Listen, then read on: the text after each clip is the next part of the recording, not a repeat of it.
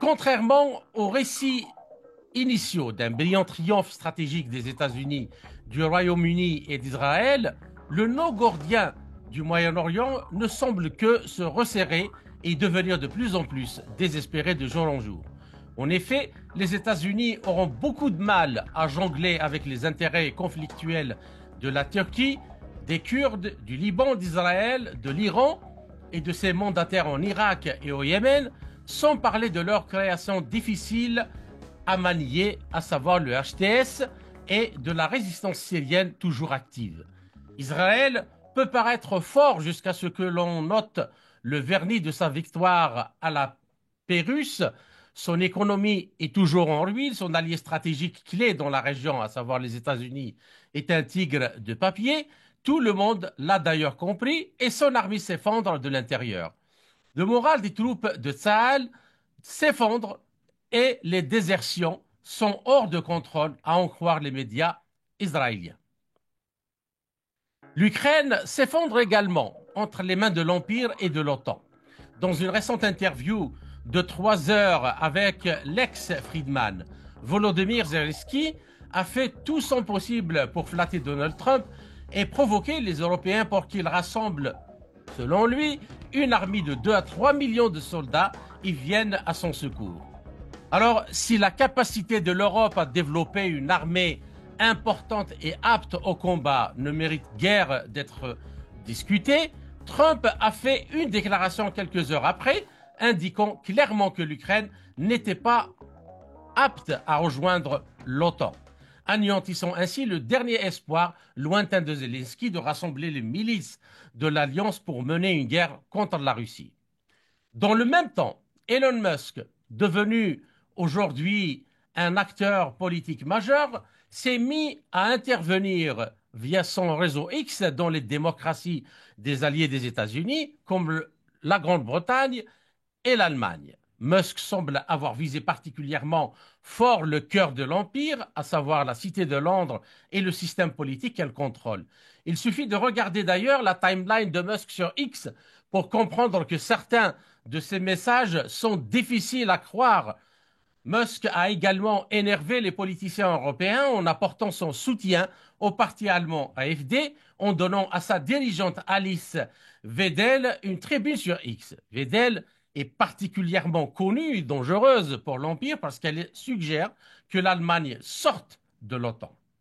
Avec cette sortie, l'OTAN pourrait être irrémédiablement affaiblie, surtout si la Turquie, une autre puissance majeure qui pourrait quitter l'Alliance dans un avenir prochain, lui emboîte le pas.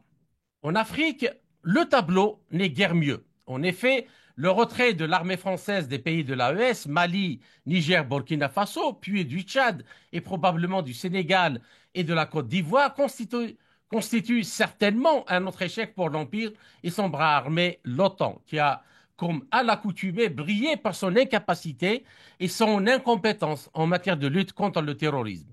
Un échec qui fait gronder une demande des Africains à ce que toutes les armées étrangères occidentales quittent le continent.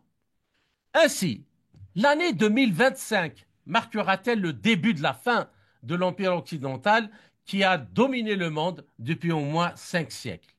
Alors, pour discuter de toutes ces questions, j'ai l'honneur et le plaisir de recevoir depuis Paris le général Dominique Delaware, ancien chef situation renseignement guerre électronique à l'état-major interarmée de planification opérationnelle de l'armée française à la retraite. Mon général, bonjour et merci d'avoir accepté de nous accorder cet entretien. Bonjour à vous de m'avoir invité et merci à vous de m'avoir invité et merci à vos auditeurs de bien vouloir m'écouter. Tout l'honneur est pour nous, mon général. Alors, tout comme au Moyen-Orient, en Ukraine et ailleurs, nous assisterons à un nouveau front de lutte entre deux systèmes de gouvernance. En réalité, c'est pas parce que ce que j'ai cité dans mon introduction, ce sont des points dispersés, c'est vrai, mais en réalité, il y a un enjeu encore beaucoup plus important et beaucoup plus stratégique qui est celui de la gouvernance mondiale. Alors, en ce sens, les conflits géopolitiques de le monde seront probablement subordonnés à la guerre civile, entre guillemets, nous ne la souhaitons pas, mais mais ça ne sera pas facile pour Donald Trump qui se dessine aux États-Unis et qui pourrait s'avérer être la bataille centrale de tout le conflit entre l'Empire et les forces qui veulent un monde paisible, juste et multipolaire. Alors, mon général, cette guerre civile ne ressemblera peut-être pas aux guerres civiles du passé. Alors, verrons-nous probablement le chaos, le sabotage, les assassinats et le terrorisme aux États-Unis, mais aussi en Europe et au Royaume-Uni. Je ne sais pas si l'Empire réagira de cette manière-là, hein.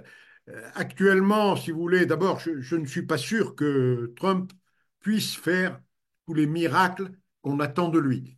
On Mhm, attend de lui qu'il mette l'État profond US à terre, hein, et qu'il se débarrasse des bellicistes néoconservateurs, hein, de l'administration américaine et qui ont sévi sous l'administration Biden. Et puis, qu'il nettoie aussi l'administration US de tous les gens qui s'y trouvent encore et qui défendent encore le concept de néoconservatisme, c'est-à-dire la suprématie des États-Unis sur le reste du monde à tout prix, y compris celui de la guerre. Donc, est-ce que Trump réussira à faire tout ça? J'observe d'abord qu'il n'a que peu de temps pour le faire, hein. Alors, le mandat présidentiel dure bien 4 ans, mais pour l'instant, il a la majorité au Sénat et à la Chambre des représentants, une maigre majorité, hein, vous noterez, mhm, mhm. très faible, hein, de Ouais. 5 sièges, je crois, à la Chambre des représentants et de 6 sièges au Sénat, ce qui est rien du tout, hein, à l'ère de la corruption des élites, où on peut faire changer de camp tel ou tel sénateur ou tel membre du Parlement. C'est très très peu, hein. Donc il a une majorité qui n'est pas si importante que ça. Euh, il a des ennemis résolus, hein, dans le système. Il a contre lui toute la presse mainstream, à l'exception, bien sûr, de Twitter et maintenant de Facebook, qui commence à comprendre que peut-être ils auraient, enfin, Zuckerberg a commencé à comprendre qu'il aurait intérêt à se rapprocher de Trump. Donc là, on ne sait pas encore comment va tourner cette bataille de géants, hein, entre Mhm, un État profond qui a des racines très anciennes et qui tient fortement le pays depuis des lustres, mhm, et puis, Monsieur Trump, qui, lui, va essayer avec quelques alliés fidèles, hein, du genre Tulsi Gabbard, du genre Kennedy, si ces gens-là réussissent à passer la barre du mhm, Congrès, mhm, c'est-à-dire s'ils sont admis dans les postes ministériels que, euh, que Trump souhaite qu'ils aient. C'est pas encore gagné, hein. mhm, Il y aura des batailles au Congrès, des batailles dans les auditions de ces gens-là, des alliés de Trump, et les alliés de Trump risquent d'être mis à mal par le Congrès, hein. Il suffit, je le répète, de corrompre quelques sénateurs et quelques représentants, hein, pour changer la majorité au Congrès, hein, dans les auditions, et donc l'acceptation ou non des ministres de Trump. Donc la bataille n'est pas gagnée, hein. Elle va être. Trump a dit qu'il cognerait très vite et très fort. Je souhaite que ce soit le cas, mais je ne suis pas sûr qu'il pourra le faire aussi fort et aussi librement qu'il le souhaite, hein. mhm. Donc attendons et voyons, hein, mais je ne suis pas, moi, personnellement convaincu qu'il sortira avec une victoire décisive sur l'État profond, hein. Sans doute remportera-t-il ça ou là quelques petites victoires, sans doute éliminera-t-il quelques personnes, quelques êtres malfaisants, néoconservateurs, mondialistes et sionistes qui sont au sein de l'administration aujourd'hui, mais je ne suis pas sûr qu'ils réussissent à éradiquer le mal, hein, le mal de l'Empire, et qu'ils réussissent à gagner sa bataille contre l'Empire, hein, pour qu'on arrive enfin à un monde multipolaire apaisé. Donc, méfiance, hein, c'est pas gagné. Pour moi, je suis Mhm. encore inquiet sur la capacité, la réelle capacité de Trump à changer les choses, hein, même s'il a eu une grande habileté en formant son équipe. et en jouant sur le diviser pour régner, c'est-à-dire qu'il a placé au sein de son équipe à la fois des faucons et des colombes, Ouais, hein, ouais. qui vont se battre entre eux. Et lui va réussir à...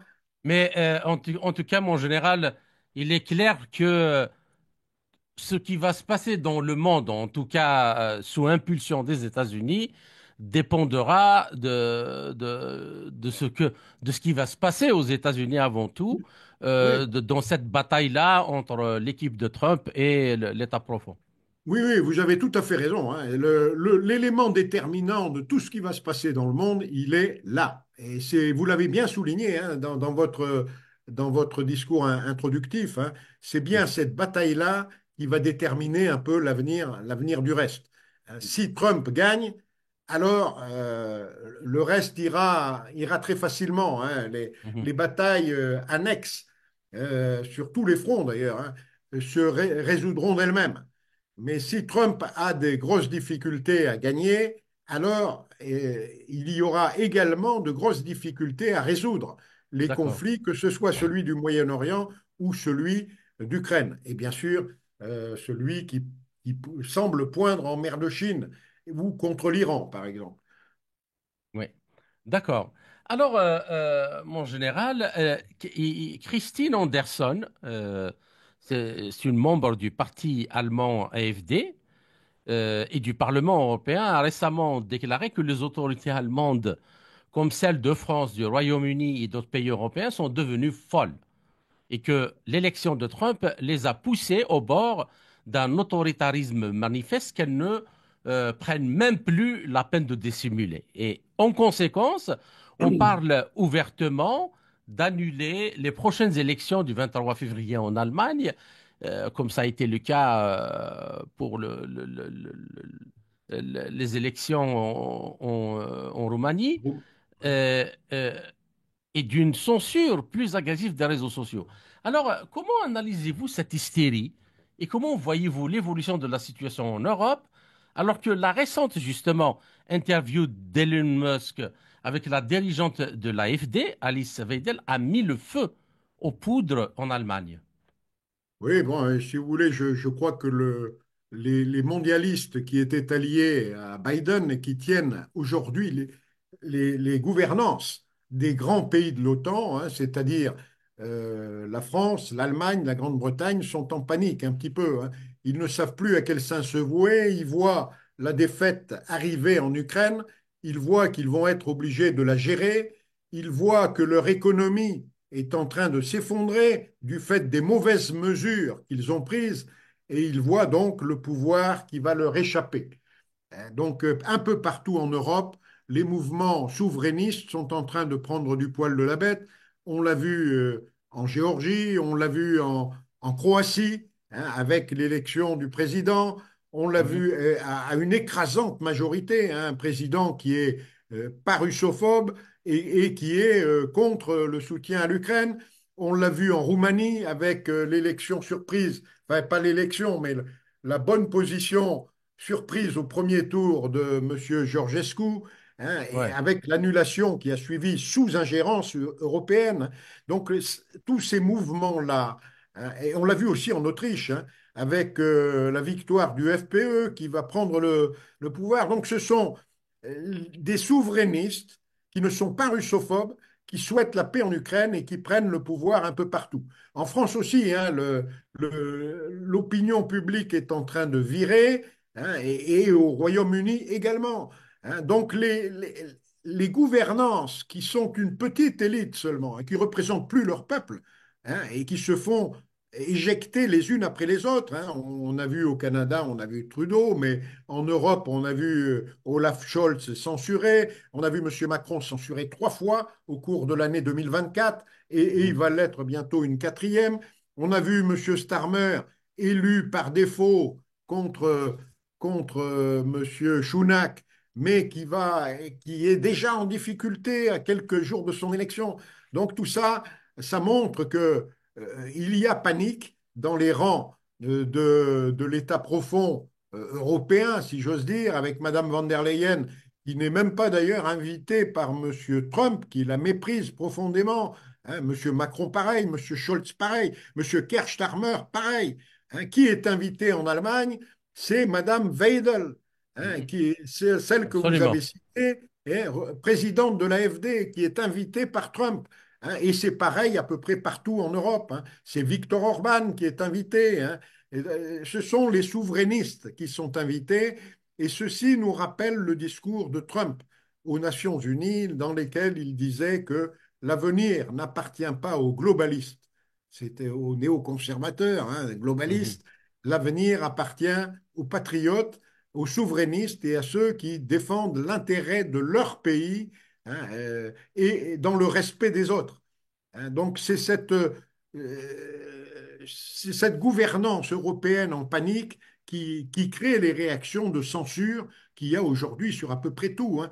On les voit s'efforcer de censurer, mais la censure n'a jamais bien marché. Hein. Aujourd'hui, on a toutes les techniques pour contourner la censure. Il y a les VPN, il y a, il y a, il y a tout un tas d'outils qui permettent de passer à côté, et plus ils censureront, plus ils se mettront à dos leur propre population. Hein. Moi, je le vois en France, hein, la censure est perçue par les internautes, hein, de plus en plus. On voit on voit que les temps sont en train de changer en Europe, vers toujours plus de censure, et aux États-Unis, paradoxalement, avec l'arrivée de Trump, avec toujours moins de censure. Hein. On a vu Zuckerberg supprimer les fact-checkers, là, les décodeurs, hein, se soumettre, je vais dire, en quelque sorte, à Trump et à la liberté d'expression. Et puis, on voit Musk aussi, qui intervient à peu près partout dans le monde aujourd'hui, au profit, au profit du monde multipolaire, finalement, hein, c'est-à-dire Mhm. au profit des souverainistes dans chacun des États et pas au profit du globalisme. Hein. Mhm.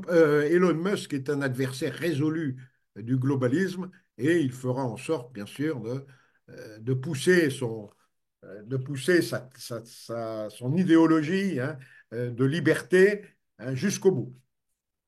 Bien. Alors, Général de Lavarde, j'aimerais bien vous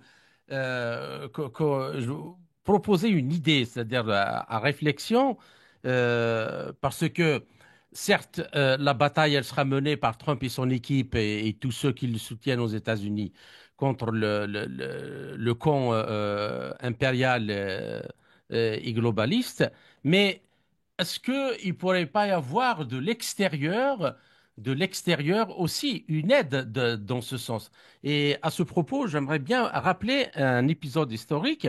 Alors, lorsque la cabale impériale décide de démanteler les États-Unis au 19e siècle, au milieu du 19e siècle, ce qui précipite d'ailleurs la guerre civile, elle se retrouve confrontée donc au président Abraham Lincoln et en 1863, justement, dans cette situation, le tsar russe Alexandre II vient en secours de Lincoln en envoyant sa flotte de la Baltique à New York et sa flotte du Pacifique à San Francisco. Et cette manœuvre bloque l'intervention de l'Empire aux côtés de la Confédération qui avait été planifiée par les Britanniques avec le soutien de la France et du Vatican. Et puis, l'alliance américano-russe l'emporte finalement et les États-Unis sont préservés.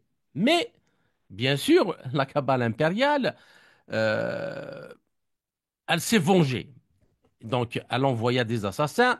Abraham Lincoln fut tué en 1865, peu après la fin de la guerre civile, comme de nombreux signataires d'ailleurs de la déclaration d'indépendance des États-Unis, ainsi que les membres de leur famille, leur fortune, leur travail. Et Alexandre II de Russie fut assassiné à Saint-Pétersbourg en 1881. Et en 1917, toute la famille du tsar Nicolas II euh, fut assassiné par les bolcheviks sur ordre du banquier new-yorkais Jacob Schiff. Alors, général de Lavarde, peut-on revoir aujourd'hui le même scénario de cette coopération américano-russe pour vaincre l'Empire et le démanteler? Mais cette fois-ci, ça ne sera pas uniquement avec la Russie, mais on peut aussi imaginer la Chine, l'Inde, le Brésil, enfin tous les pays qui veulent un pays multipolaire. Mais bien sûr, évidemment, sont qu'il y ait il faut éviter au maximum euh, la partie macabre, c'est-à-dire des assassinats, et c'est ce que nous avons évoqué dans la première question. Alors, qu'en pensez-vous? Alors moi, je pense d'abord que la partie macabre n'est pas exclue, hein. Il faut surtout pas la balayer d'un revers de main, hein. Mhm, L'État profond aux US est extrêmement puissant, hein. Ce sont des réseaux organisés depuis très très longtemps, hein, et qui sont capables de faire beaucoup, beaucoup, beaucoup de mal, hein. Ils en ont fait à l'époque de Kennedy. Le monde ne serait pas celui qu'il est aujourd'hui, d'ailleurs, si Kennedy n'avait pas été assassiné. Donc, l'histoire des assassinats de présidents. Moi, je serais Trump, je ferais en sorte de me garder le plus possible. Kennedy aussi, Tulsi Gabbard, enfin tous les alliés de Trump, même Elon Musk, hein, ont intérêt quand même à prendre de grandes, grandes précautions parce qu'on est dans un monde où cet état profond est organisé au niveau international, au niveau transnational, hein, et il s'était organisé pour prendre la gouvernance mondiale, hein, et donc il est organisé, il a des cellules partout, des cellules dormantes, hein, qui peuvent faire beaucoup, beaucoup de mal. Alors est-ce que le monde multipolaire, et pas seulement la Russie d'ailleurs, peut aider Trump à gagner sa bataille contre l'Empire, hein? Je pense que oui, hein. Il faut essayer d'éviter, bien sûr, de lui mettre trop de bâtons dans les roues, hein. Si on ouvre des fronts nouveaux en profitant du fait qu'il y a euh, une espèce de guerre civile interne, hein, qui ne dit pas son nom, hein, aux États-Unis, hein, si on profite de cette faiblesse des États-Unis liée à cette guerre civile, hein, il est certain que Trump aura beaucoup plus de mal à la fois à se battre sur le front intérieur et sur les éventuels fronts extérieurs. Hein, on ne peut mhm. pas traiter tous les problèmes simultanément. Donc, je pense que la multipolarité devrait aider Trump tant que, bien sûr, euh, Trump ne, euh, Trump ne change pas son fusil d'épaule, hein. Ouais, tant Et qu'il tient tant que parole. tant que Trump s'occupe de ces conflits internes, il faut surtout pas lui mettre des bâtons dans les roues, hein. Il faut surtout pas lui créer de nouvelles préoccupations extérieures, hein. Parce que c'est ce que les mondialistes vont essayer de faire, évidemment, hein. Dans des cellules dormantes, ils vont essayer de semer le chaos ça et là sur la planète, hein, en Afrique, en Europe, en Asie, hein, et pour essayer de détourner l'attention de Trump du front intérieur vers les fronts extérieurs. Il faut donc que la multipolarité ne rajoute pas des difficultés à Trump. Et c'est comme ça qu'on pourra l'aider, hein. C'est pas, bien sûr, en lui envoyant des soldats, hein. Trump se débrouillera. Il a pour régler ses problèmes intérieurs, il a sa garde nationale, il a son armée. J'imagine qu'il va faire une épuration à la tête de l'armée, qu'il va nommer de nouveaux chefs, hein. Pareil au niveau des gardes nationales, au moins dans tous les États tenus par les républicains. Donc je pense que tout ça va se mettre en place, hein, assez rapidement, hein, mais il ne faut pas rajouter donc de difficultés à Trump, hein, sur les fronts extérieurs. Alors cela dit, ceci ne veut pas dire qu'il faudra, par exemple, pour la Russie, euh, euh, négocier avec Trump, mais aux conditions de la Russie. Peut-être faudra-t-il faire quelques compromis, mais pas trop. Il faut faire très attention, hein. La Russie, quand elle regarde cette affaire-là, ne doit pas trop faire de concessions parce que Trump n'est pas immortel et que son successeur reprendra très probablement la marche en avant du mondialisme, sauf si Trump arrive à obtenir une victoire décisive contre les mondialistes, ce qui n'est pas garanti, hein, je l'ai dit au tout début, hein. Donc, euh, il ne faudra pas non plus refuser de négocier avec Trump, hein, mais il faut se méfier de lui, non pas parce qu'il n'a pas de parole, hein. Je pense qu'il aura, lui, contrairement à Biden et contrairement aux dirigeants européens, je pense que Trump, lui, a une parole. Mais sa parole n'a pas, hélas, de durabilité, hein. Il n'a que Mhm, 2 ans de réel pouvoir et 4 ans. Dans 4 ans, tout peut changer dans l'autre sens, hein. mhm. Donc il faut se préparer, il faut avoir quand on regarde les problèmes du monde et quand on est chef d'État, à mon avis, hein, de la multipolarité, il faut avoir cette vue à long terme. Il ne faut Mhm. pas regarder juste devant son nez les événements immédiats. Il faut se dire que va-t-il se passer dans 4 ans, dans 8 ans, dans 10 ans, hein, qui sera au pouvoir et comment sera le monde à cette période-là. Et c'est ce monde-là dans 10 ans qu'il faut préparer, pas le monde de 2025 ou 2026. C'est le monde de 2030, 2035 qu'il faut préparer. Et c'est dans cette vision-là, hein, la vision du monde qu'il faut agir. D'accord. Alors, dans ce contexte général de la VAD, comment voyez-vous l'évolution probable de la situation en Ukraine et au Moyen-Orient? Et pour ça, nous avons beaucoup de témoignages de combattants ukrainiens qui ont qui ont déserté, soit été arrêtés, et qui font des témoignages et qui disent que, en fait, les spécialistes de l'OTAN qui viennent nous aider, c'est nous qui leur enseignons la guerre, pas eux. Il y a même un prisonnier qui a dit que, en fait, ils ont juste l'habitude de faire la guerre à des Bédouins, c'est-à-dire soit dans le Moyen-Orient ou dans ou en Afrique, mais jamais la capacité de faire la guerre à une armée organisée et hautement qualifiée comme l'armée russe. Oui, ben, effectivement, l'OTAN aujourd'hui n'est pas réellement capable de faire cette guerre, hein. Elle n'a, je le dis depuis 2 ans, hein, elle n'a ni les moyens militaires, ni les moyens financiers, parce que pour faire la guerre, il faut des économies solides. Et les économies de tous les pays de l'OTAN, depuis 2 ans, ne se sont pas renforcées, mais se sont affaiblies. Elles sont en perdition aujourd'hui, hein. Les dettes sont abyssales, les déficits budgétaires un peu partout sont importants, hein, y compris aux États-Unis, hein. Donc, et puis, bien sûr, les troupes.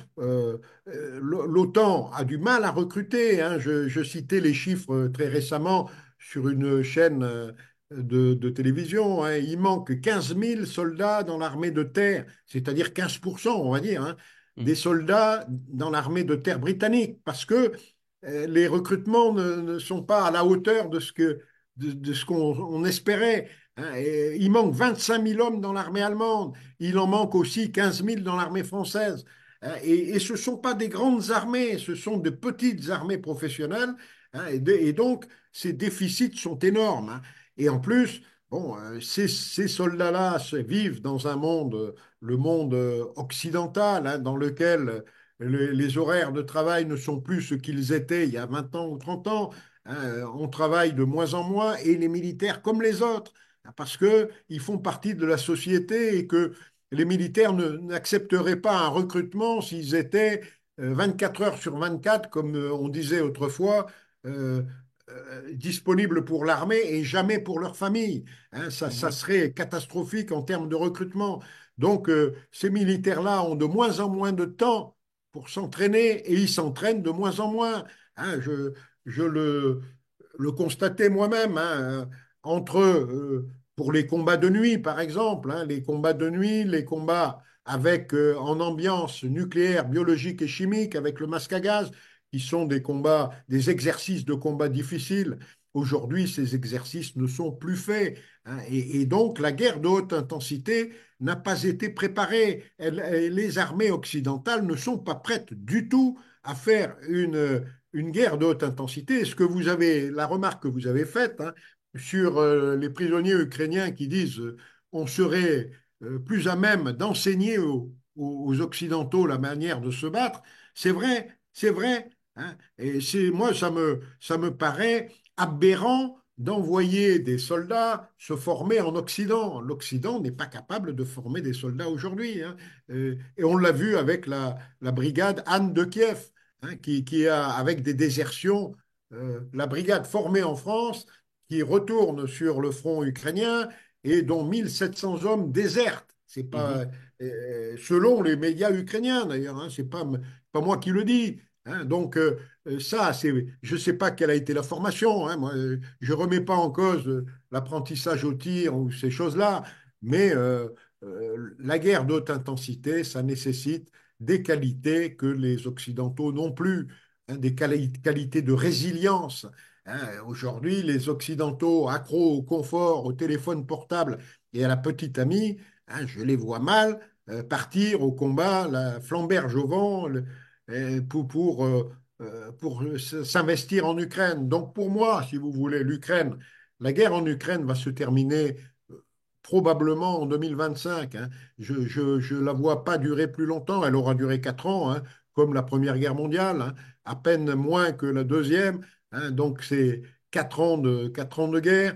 L'Ukraine va perdre totalement, et elle sera obligée de capituler aux conditions de la Russie. Ça, c'est la manière dont je vois la fin de la guerre en Ukraine. C'est terminé. L'OTAN a perdu, et tout le monde le sait. L'OTAN aussi le sait.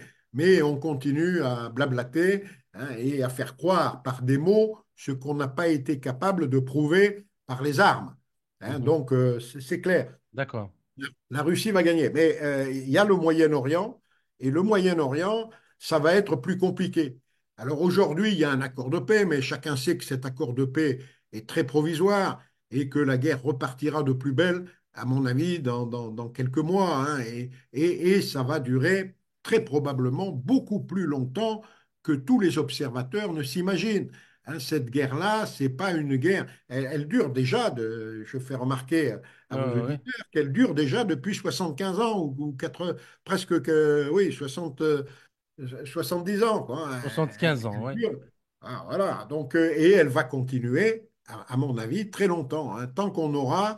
Alors peut-être que Trump va pouvoir faire quelque chose, parce que je pense que Trump a tapé du poing sur la table pour obtenir cet accord de paix, qui n'est que provisoire, mais que Trump voudrait définitif.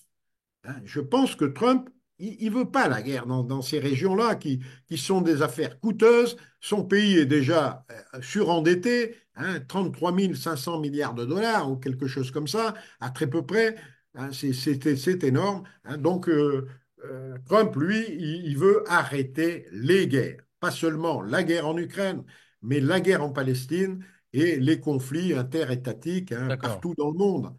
On D'accord. a vu qu'il a invité, par exemple, à sa cérémonie d'investiture, le président chinois.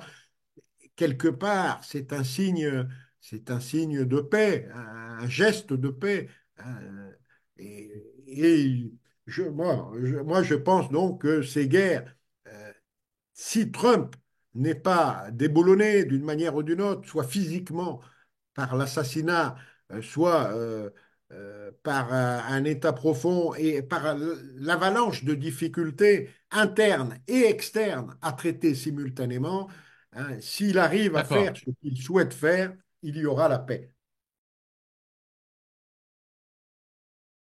J'aimerais maintenant qu'on regarde un peu les implications de toute cette situation en Afrique et en particulier dans certaines régions qui bouillonnent de terrorisme et d'instabilité depuis des décennies. Alors, au cours des 5 prochaines années, nous avons l'économie mondiale s'appuiera davantage, selon les spécialistes même occidentaux et même du FMI, sur les pays BRICS que sur les pays du G7. Et les prévisions du Fonds monétaire international indiquent que l'essentiel de la croissance au cours de la période à venir proviendra de la Russie, de la Chine, de l'Inde et du Brésil. Dans le même temps, la contribution attendue à l'économie mondiale des membres du G7, comme les États-Unis, l'Allemagne et le Japon, sera revue à la baisse.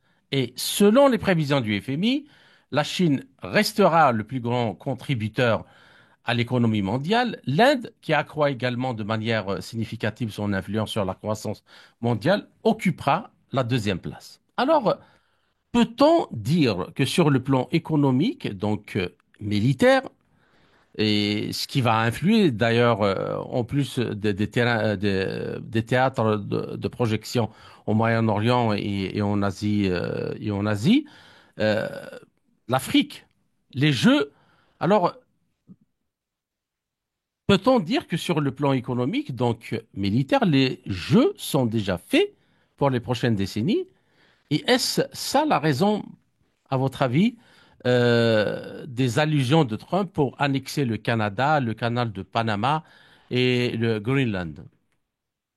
Non, je pense que Trump, d'abord, dans ses réactions vis-à-vis du Panama, du Canada et du Groenland, hein, Trump s'amuse. Il donne des os à ronger aux médias. Pendant qu'il parle de ça, on ne parle pas des sujets qui le préoccupent vraiment, hein. Donc, il est en train de de tromper, de tromper les médias, de tromper, et puis de voir les réactions aussi des uns et des autres, hein. Mais il n'a pas du tout dans l'idée, bien sûr, d'annexer le Canada ou d'annexer le Groenland ou même d'annexer le Panama, hein. Euh, c'est pas c'est pas dans son logiciel.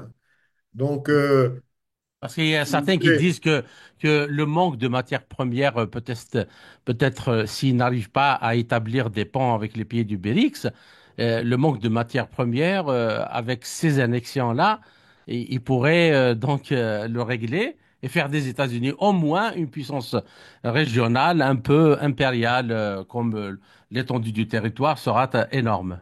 oui, non, moi je crois tout simplement qu'il va essayer de faire comme sur le plan extérieur, hein, d'abord de faire ce qu'il dit, c'est-à-dire de respecter les autres et de quitter l'idée d'être la seule superpuissance hégémonique, hein. C'est ce qu'il va essayer de faire. Donc il va en Amérique du Sud très probablement étendre, enfin non pas étendre, essayer d'améliorer ses relations avec un certain nombre d'États d'Amérique du Sud, hein. On l'a vu d'ailleurs inviter des chefs d'État ou d'anciens chefs d'État comme Bolsonaro, par exemple, à sa cérémonie d'investiture. Il va essayer d'améliorer ses relations, mais c'est certain que lorsque vous me posez la question, est-ce que la partie est jouée? Ma réponse est oui, la partie a été est jouée. Pourquoi elle est jouée? Parce que la bascule des économies mondiales c'est déjà déroulé. Il y a déjà 8 ans que la Chine est passée devant les États-Unis et aujourd'hui, ça fait déjà 2 ans hein, que l'ensemble des pays BRICS dépasse et de loin les pays du G7, hein. Aujourd'hui, la totalité des pays du G7 ont un PIB global cumulé de 29% de l'économie mondiale, hein, alors que les BRICS, plus leurs partenaires, en sont à plus de 45%. Hein. Donc il y a un écart qui existe et les tendances lourdes qui sont aujourd'hui à l'œuvre, hein, elles vont toutes dans le sens du déclin de l'Occident, des économies occidentales et du progrès des BRICS, hein. Les croissances prévues par le FMI, ce n'est pas moi qui les prévois, les croissances, hein. Ces croissances sont 4 fois plus rapides pour les pays BRICS que pour les pays du G7. Et comme les pays du G7 sont déjà derrière, ont déjà été dépassés, maintenant, année après année, l'écart va se creuser. L'écart va se creuser. Et donc, pour moi, cette tendance lourde, il y a eu un basculement dans l'histoire du monde, hein. Je pense que vous dites, est-ce que l'année 2025 sera ça? Je pense que le basculement s'est produit en 2024. Mhm. 2024 avec Kazan. Hein, Kazan, les BRICS, les partenaires, etc. Et puis, bien sûr, euh, tous ces pays qui veulent et qui ont compris que l'avenir était dans la multipolarité, hein, qui commencent à rejoindre la multipolarité. Je veux parler par exemple de l'Indonésie. Rendez-vous Mhm. compte, hein, c'est la 8e puissance économique mondiale qui vient de rejoindre les BRICS. Hein, c'est pas rien. Et c'est une puissance avec une croissance de 4, 5, 6% chaque année, hein, alors que les économies occidentales sont quasiment à l'arrêt, hein. La zone euro, en 2025, est donnée à moins de 1%, hein, et elle a fait 1%, ou peut-être un peu moins, on le verra, hein, en 2024, alors que les pays BRICS, eux, sont à 4, 5, 6% selon les pays, hein, mais ils vont beaucoup plus vite. Alors, l'Afrique elle-même, qui regorge de ressources, hein, cette Afrique, elle est sur des taux de croissance aujourd'hui qui vont être favorisés par le fait qu'elles se sont émancipées. Beaucoup de l'argent de l'Afrique passait dans les intermédiaires occidentaux qui achetaient à bas prix des matières premières. Aujourd'hui, l'Afrique va pouvoir vendre ces matières premières à leur juste prix et avoir, grâce à son goût pour la multipolarité, hein, et aux pays africains qui seront dans les BRICS et qui vont être de plus en plus nombreux à demander à rentrer dans les BRICS, hein, grâce à ça, bon, mais l'économie générale de l'Afrique va s'améliorer plus vite qu'elle ne se serait améliorée sous hégémonie US-OTAN. Donc, pour moi, les mouvements d'aujourd'hui sont définitifs. L'Afrique, comme vous l'avez indiqué, aura un meilleur avenir, hein, parce que, parce qu'elle ne sera plus sous la domination des Occidentaux qui finalement était souvent à l'origine du chaos qui régnait dans ces pays-là. C'est parce que les Occidentaux euh, créaient ce chaos qui leur permettait de régner. Hein. S'il y a plus, si les Occidentaux sont fichus dehors, comme ils le sont actuellement, hein, la France en particulier, d'un certain nombre de pays d'Afrique, hein, nous, on a été mis dehors par 6 ou 7 pays d'Afrique. Hein. Je Mhm. récapitule, le Mali, le Tchad, le Mali, le Burkina Faso et le Niger, bien sûr, le Tchad, le Sénégal, mais aussi récemment hein, la Côte d'Ivoire et Même la demain, Côte d'Ivoire, ouais. demain le Gabon. Demain le Gabon. Hein, le Gabon aussi, ça fera partie des pays euh, dont on sera prié de partir. On va être prié de partir du Gabon, pareil. Hein, c'est-à-dire qu'on aura perdu tous nos liens privilégiés avec l'Afrique. Hein. Tout ça par jusque-boutisme néoconservateur. Hein, euh, D'accord.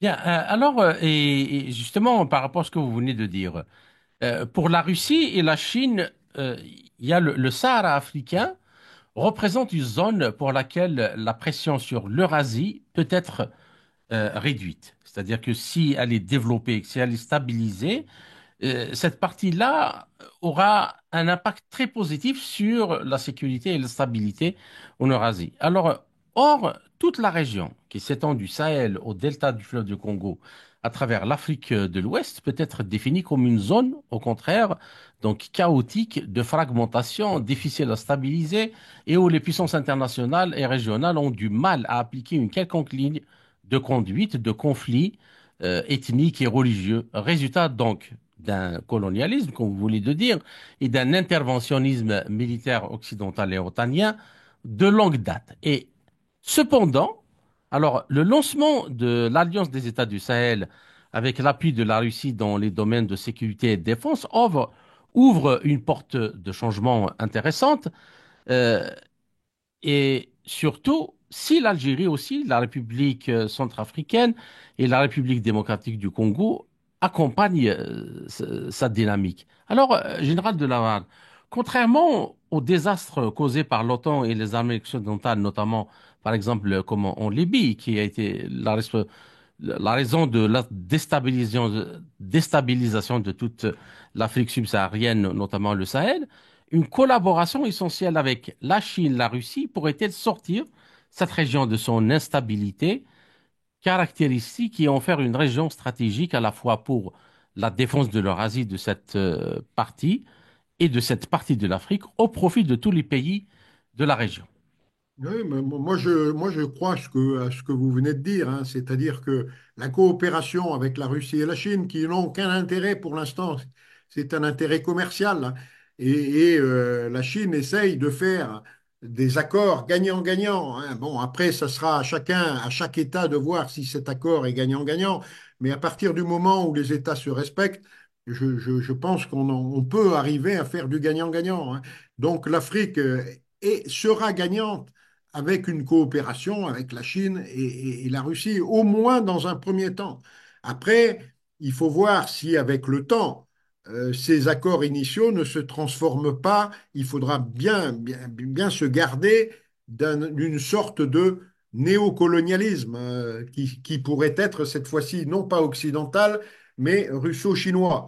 Mais pour Mhm. l'instant, ça n'est pas le cas, hein. Pour l'instant, on est dans la partie émancipation de l'Occident, hein. L'Occident a créé la plupart des chaos récents, hein. Notamment, je parlais du Rwanda, par exemple, hein, et de la République démocratique du Congo, hein. Tous les désordres meurtriers qui ont agité cette région-là, quand on gratte un peu, il n'y a pas besoin de gratter très longtemps, on y retrouve la patte des États-Unis et de l'OTAN. Vous savez, les gens qui ont gagné aujourd'hui au Rwanda, hein, la partie, l'ont fait parce que les États-Unis sont intervenus, hein, à leur profit. Bon, c'est clair. Et dans le génocide rwandais, hein, la patte des anglo-saxons en arrière-plan, peut-être retrouver les traces de Mhm. l'ingérence anglo-saxonne dans cette affaire-là sont manifestes dès le début. Donc, d'un côté, il y a le chaos préparé par les anglo-saxons, toujours dans le but machiavélique de s'approprier les ressources africaines à bas prix. C'est ça l'objectif des Occidentaux et des anglo-saxons en particulier, hein, de l'empire, ce qu'on appelle l'empire, hein, c'est d'obtenir à moindre prix toutes les matières premières de l'Afrique. Bon, l'objectif de la Russie aujourd'hui n'est pas celui-là. Euh, et de la Chine n'est pas celui-là. Donc, je pense que les Africains n'ont peut-être pas tort, peut-être l'ont-ils senti, hein, de se rapprocher de la Russie et de la Chine et de tenter de faire des accords avec eux, hein, pour faire progresser leur pays. D'accord. Alors, il y a la partie aussi de l'Afrique australe qui est riche en minéraux, comme vous voulez de dire, essentielle, essentielle, dont dépend l'essor de beaucoup de technologies dans les pays avancés, comme les terres rares, par exemple. Et la Chine est bien avancée sur les États-Unis en matière de production depuis la conclusion d'accords il y a plus de 10 ans, mais la logistique reste un défi et c'est là que les États-Unis pensent avoir ou pouvoir rivaliser avec la Chine en Afrique, dans cette partie de l'Afrique. Et c'est l'objectif du corridor de Lobito annoncé lors du sommet du G20 à Delhi l'année dernière. On a le projet visé à l'origine à relier la Zambie et les régions riches en minéraux en République démocratique du Congo à l'océan Atlantique via l'Angola en modernisant un chemin de fer de l'époque coloniale, mais il est désormais aussi prévu de l'étendre à la Tanzanie dans le but de créer ainsi le premier chemin de fer transcontinental d'Afrique. Alors, Général de Lavarde, les trois pays de l'AES, c'est-à-dire de l'Alliance des États du Sahel, seront inévitablement au cœur de cet enjeu. Parce que c'est par eux que ce corridor va passer. Alors, comment pourrait-il s'y positionner en collaboration avec l'IBRIS, peut-être avec l'OCS, pour éviter la pérennisation du terrorisme et de l'instabilité qui règne en maître depuis la destruction de la Libye par l'OTAN sous instigation française? Oui, bon, là encore, hein, je pense que les trois pays du Sahel, hein, se battent aujourd'hui enfin, ont intérêt à se battre pour éviter de retomber sous la coupe des Occidentaux qui sont quelque part en arrière-plan, hein, les créateurs de chaos, hein. L'Occident, il crée des chaos pour pouvoir intervenir, s'ingérer, régler soi-disant des problèmes et surtout s'emparer des richesses. Donc, toutes les initiatives occidentales qui seront proposées, hein, d'abord, il faudra les réaliser, hein. Aujourd'hui, les pays qui sont le mieux à même de réaliser des infrastructures, parce qu'ils sont beaucoup moins endettés, j'entends au moins pour la Chine et la Russie, hein, que les pays de l'Union européenne qui sont super endettés, hyper endettés, ou que les pays comme les États-Unis, hein, dont la dette est abyssale. Hein. Ces pays-là vont proposer à l'Afrique des infrastructures, mais il faut savoir que ces infrastructures ne seront jamais totalement gratuites, hein, et que les Occidentaux se paieront toujours sur la bête étant les pays d'Afrique, hein. Donc il faut se méfier énormément de ces accords, hein. C'est l'histoire qui l'a montré, hein. Mhm. Ces accords ne sont jamais, jamais gratuits, hein. Donc effectivement, les trois pays du Sahel ont intérêt aujourd'hui, et ils le font, parce qu'ils l'ont compris, hein, à se rapprocher des pays de la multipolarité, hein, et qui sont plus respectueux les uns des autres, et avec lesquels ils pourront faire de bons accords, hein, et y compris en matière d'infrastructure, hein. Je pense que la Russie et la Chine sont prêts, et l'Inde éventuellement, ou d'autres pays de la multipolarité, hein, sont prêts à investir en Afrique, hein, dans des accords gagnant-gagnant.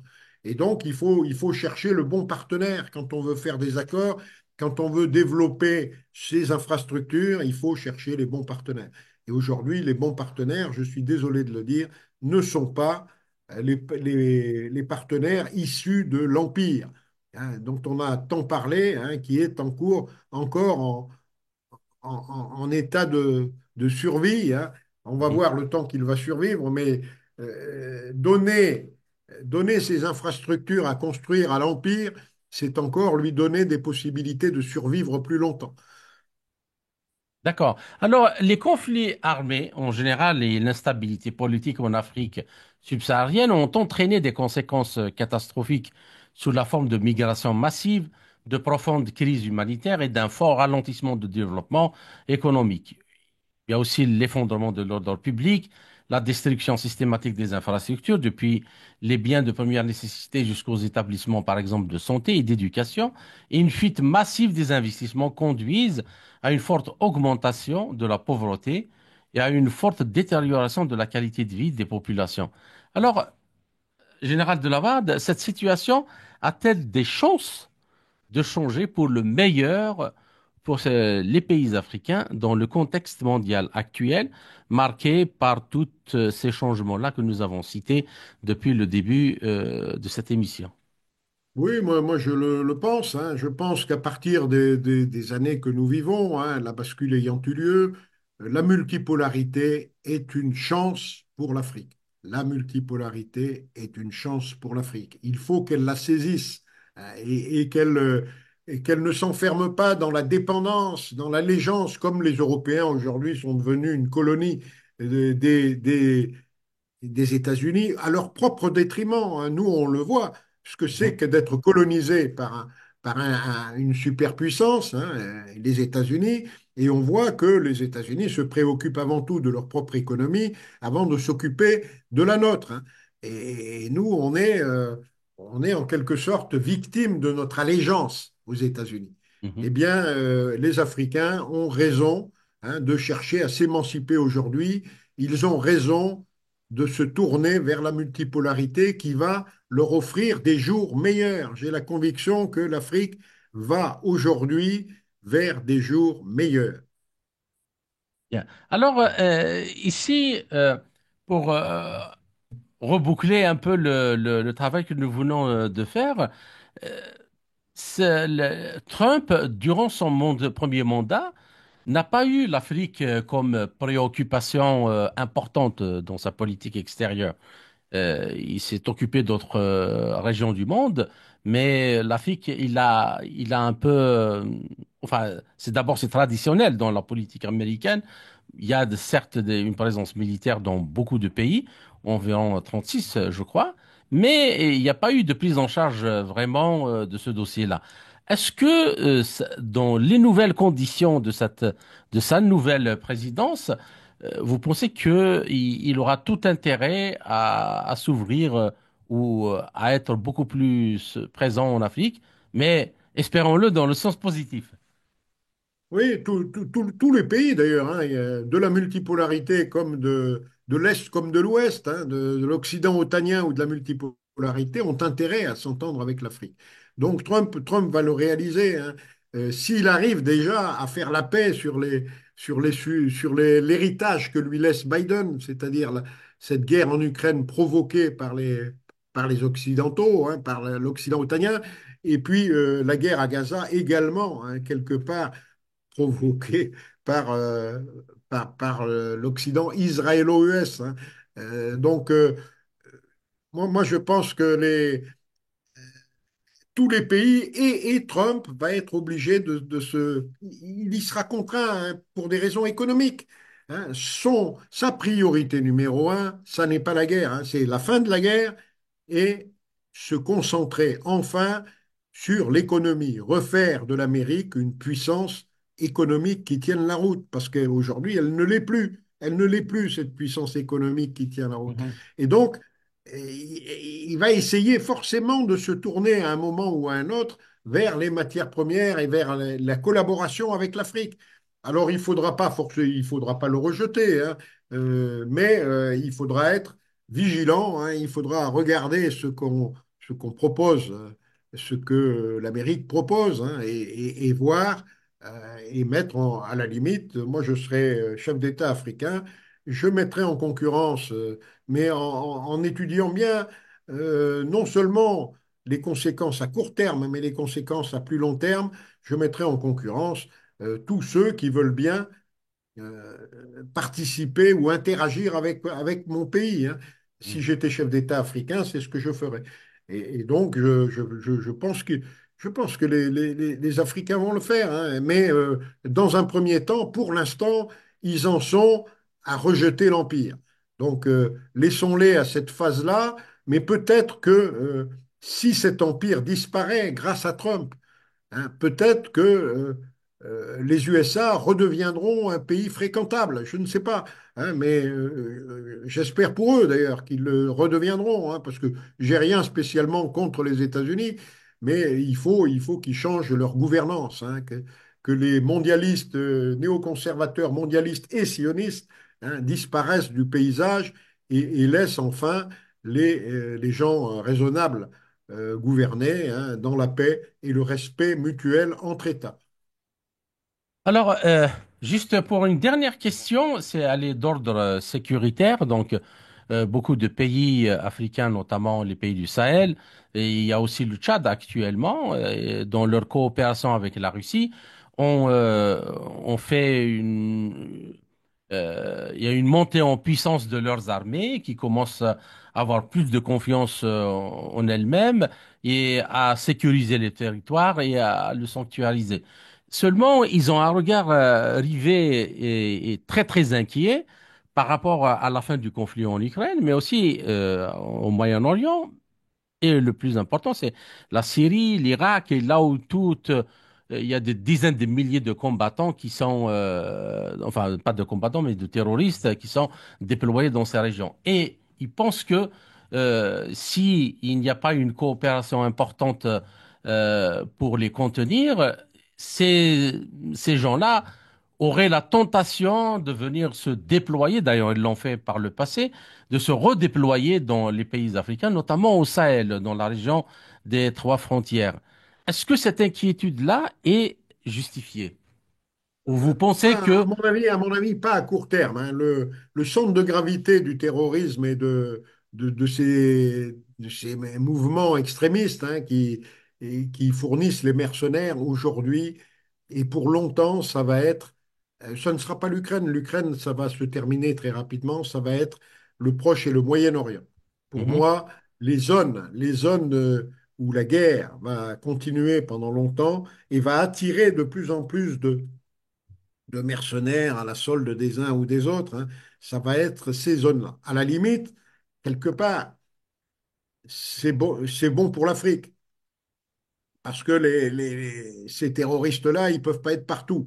Hein, s'ils sont concentrés au Proche et au Moyen-Orient, ils ne seront pas en Afrique. Hein. Donc, je pense que l'Afrique, progressivement, grâce peut-être à l'intervention des Russes ou des Chinois, j'en sais rien, hein, va progressivement devenir une zone du monde plus pacifiée, plus pacifique.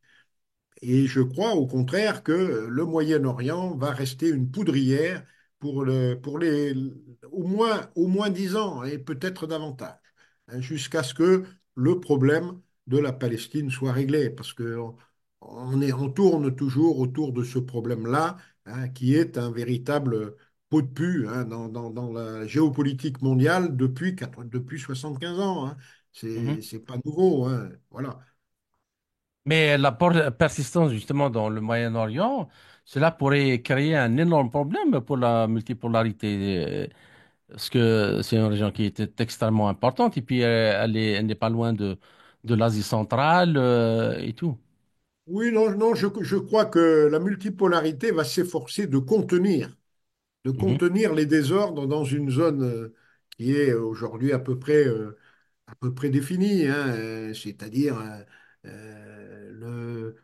la zone de la Syrie, de l'Irak, du Yémen. Bon, je pense qu'il va y avoir des espèces de garde-fous et que la multipolarité va essayer de faire en sorte qu'il n'y ait pas une expansion. Et de toute manière, il n'y aura pas d'expansion parce que le centre de gravité, le cœur du désordre sera là et que les troupes de mercenaires, d'intégristes, de tout poil vont venir s'entretuer dans cette région-là. C'est là que va se passer la prochaine décennie au plan géopolitique. C'est de mon point de vue, hein, mhm, c'est au Moyen-Orient que tout va se passer. Et je ne pense pas que ça nuise tellement aux échanges entre la Russie, la Chine, l'Inde, etc., qui vont rester un petit peu en marge de tout ça et qui vont essayer, bien sûr, de contenir tout ça, hein, dans le mhm, cadre notamment de l'Organisation de coopération de Shanghai, hein, mhm. dans lequel, dans cette organisation, la lutte antiterroriste fait partie des basiques, hein, de l'origine de la fondation de l'Organisation de coopération de Shanghai, hein. Ce sont des accords de sécurité militaire au début, avant de devenir un peu plus économiques et puis d'évoluer après. Bon, l'Organisation de coopération de Shanghai est une des branches de la multipolarité, hein.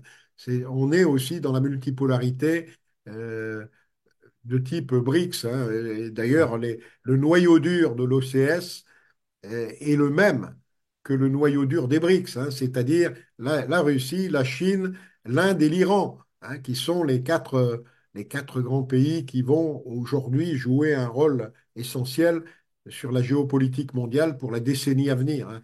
Alors, regardez bien ces quatre pays parce qu'ils seront des acteurs principaux en matière de géopolitique mondiale pour toute la prochaine décennie. D'accord. Alors, chers auditeurs, notre entretien arrive à sa fin. Général Dominique Delavarde, je vous remercie pour toutes ces analyses et tous ces éclairages. J'espère vous retrouver dans les semaines à venir pour traiter d'un autre sujet. Merci encore une fois et à très bientôt. Merci à vous et à vos auditeurs.